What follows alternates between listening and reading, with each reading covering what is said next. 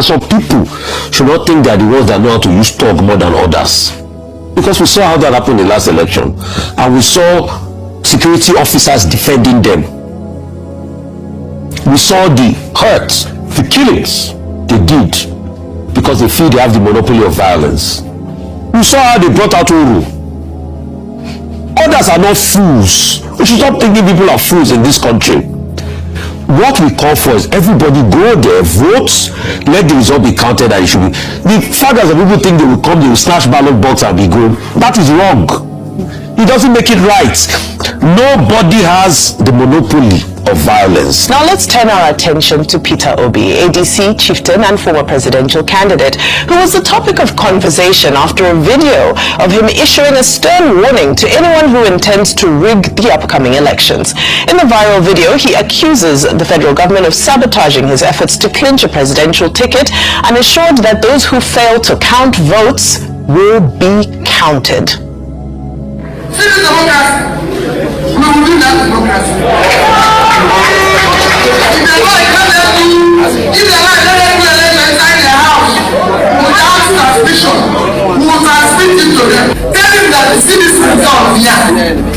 If anything goes wrong with it, I won't say you die. But if anything goes wrong, something will go wrong. What will go wrong, I don't know. But this result that I see, it must go like this. Don't forget, nobody has challenged this rascality more than me. Let's come to them. In that polling booth, in 2027, if they don't count it, we count the person. If they don't count it, we count the person.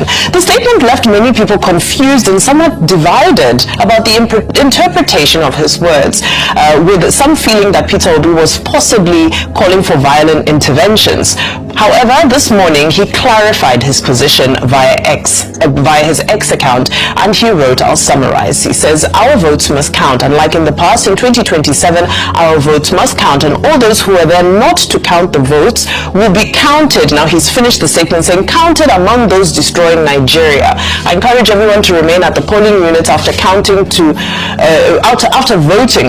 count and witness the counting and transmission of results. Those who refuse to allow the votes count will be made to count the full weight of the law against rigging. So he said, to reiterate, if you do not count our votes, we will count you among those who destroy our democracy. And the statement goes on, but I think it was a very important clarification because social media went quite wild with some people saying, counted as what exactly? But he has clarified his statement. So the question we should ask, should we have people rig elections in the first place? Why are we deceiving ourselves? So what we should tell people is that they should never rig, and some people should not think they are the ones that know how to use talk more than others, because we saw how that happened in the last election, and we saw security officers defending them.